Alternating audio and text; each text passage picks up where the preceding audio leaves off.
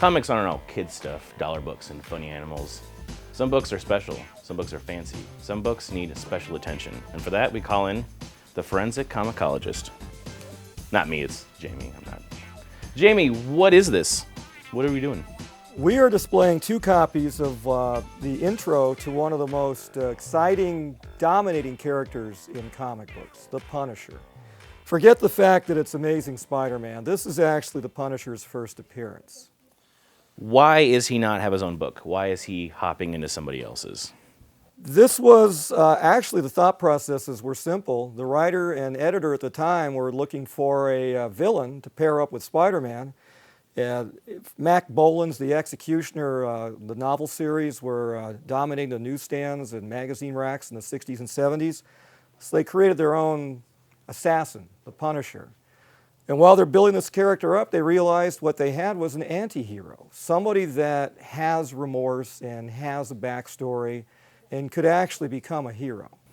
Makes sense, kind of like the 70s cop movies, your Dirty Harrys, your Serpicos, things like that, underground, kind of vigilante stuff. That like makes sense. Shaft, you know, yeah. the anti-heroes that became popular right after Vietnam War.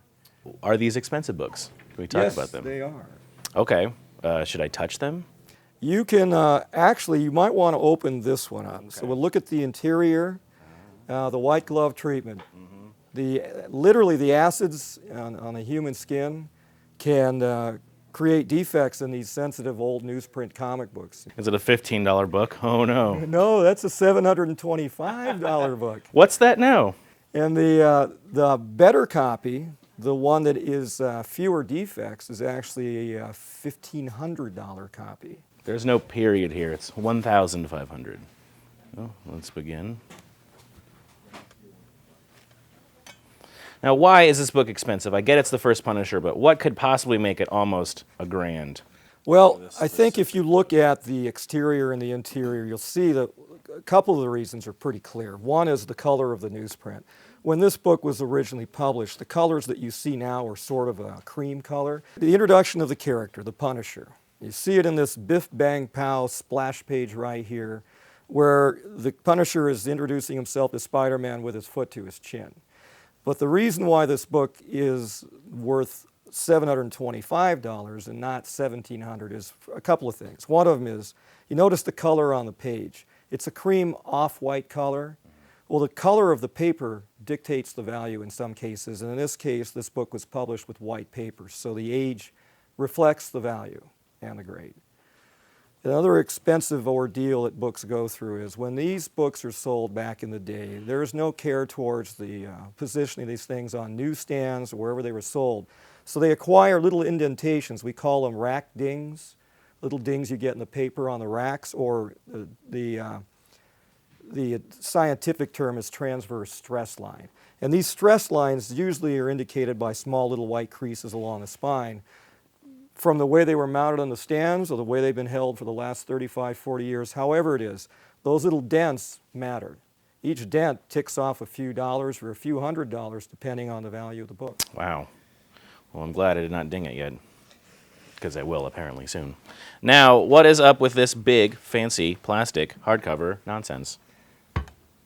This book has been third-party graded. That adds objectivity and a neutral value to the book so that whoever shows an interest in this knows that it's been viewed by somebody who's been objective about it and isn't attaching a false value. It came back from the third-party grader at a grade called a 9.4, which is substantially what we call a near mint copy, but it's high grade. It drives the value and the desirability up.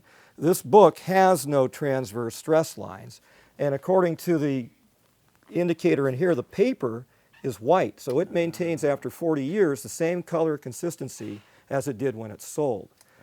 So it's worth twice as much as this copy for things that the cameras might not even be able to pick up, but it means that much difference to the collector. Wow, that is a lot of nerdy talk, but important because, what is this out of 10, 9.4?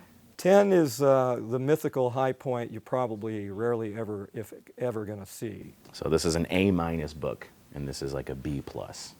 So stay in school, which is the lesson here, I suppose. Interesting stuff. Thank you for teaching us about the world of transverse stress lines that you need to know about.